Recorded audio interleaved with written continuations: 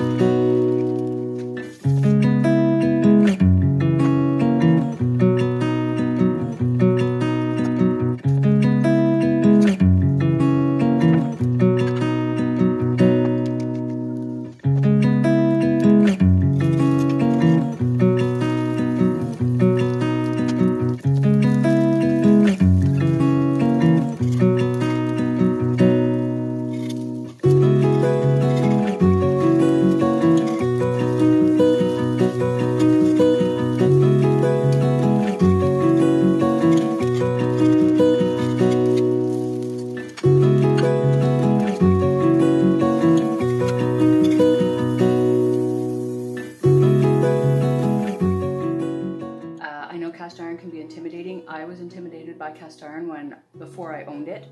Now that I have it, I see how simple it is to use. Yeah, but I also just wanted to show you some of my other cast iron so that you can get some ideas for cast iron that you can get and what sorts of things you should look for. This particular brand is called Lodge. And we love these pots because this is a frying pan and a lid for my big deep frying pan that you can do soups and stews in, and a number of other things. But this is also a lid, so I really love that. And this brand is called Champ Chief. I haven't actually used this particular pot yet. I got this to hang over the fire outside, but I haven't got the tripod yet because it was expensive. So I bought this first, then I'm gonna buy that. And the thing that I was really excited about when I bought this was the lid is also a pan. So I think that's a common thing, but you do wanna make sure that you look for that to make sure that you're getting dual purpose out of your pan or out of your cast iron, because it can be really expensive. So tonight, I am going to use this for the first time, and I have just seasoned it, and all I did was spray it with some avocado oil and spread it all around, all over it, and I can actually see that there's a bit of excess in the bottom of this pot. So you just take your oil in there, rub it all around all over your surfaces, and then I would put this one, because it's big, inside my oven and turn it on to like 225 and let it heat up. But I'm going to use this tonight to cook with, so I don't care if there's a little extra oil in there, because if there was extra oil like that, I would get it out with a clean cloth or a paper towel. And you can also oil the outsides of your pots. And so if your pot, I should have left one in the sink with some water in it, but I don't really like to do that. If your pot does end up being left, like say overnight, with some water in it and it gets a little bit, it will develop a little bit of rust. Just rinse it out. Give it a wipe out, just with a cloth. Don't ever use an SOS pad or steel wool or anything abrasive on your cast iron. Just a cloth at the most. A lot of the time I just use my hand. I just scrape stuff out with my hand. When it's egg, I'll show you me cleaning my pan with that had egg in it. I did use the cloth because it had quite a bit of stuck on stuff. Okay, so cleaning your cast iron frying pan is really, really simple. This is the pan that I just cooked my eggs in, and this is how I clean it. Clean rag.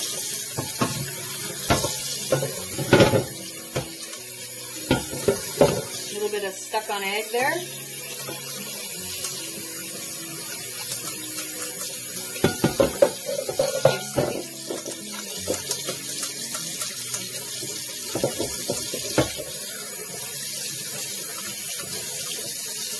And my water is burning the heck out of me.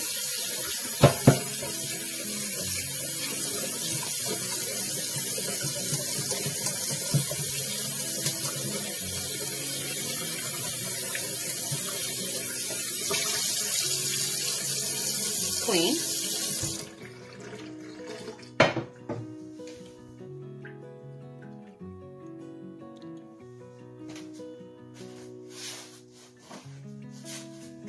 And then I just dry it with a dish rag. Check it close, make sure you got all your little bits out of there.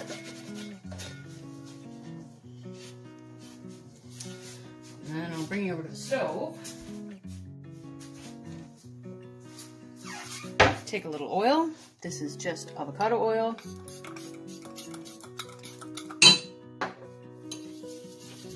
The pan is still warm.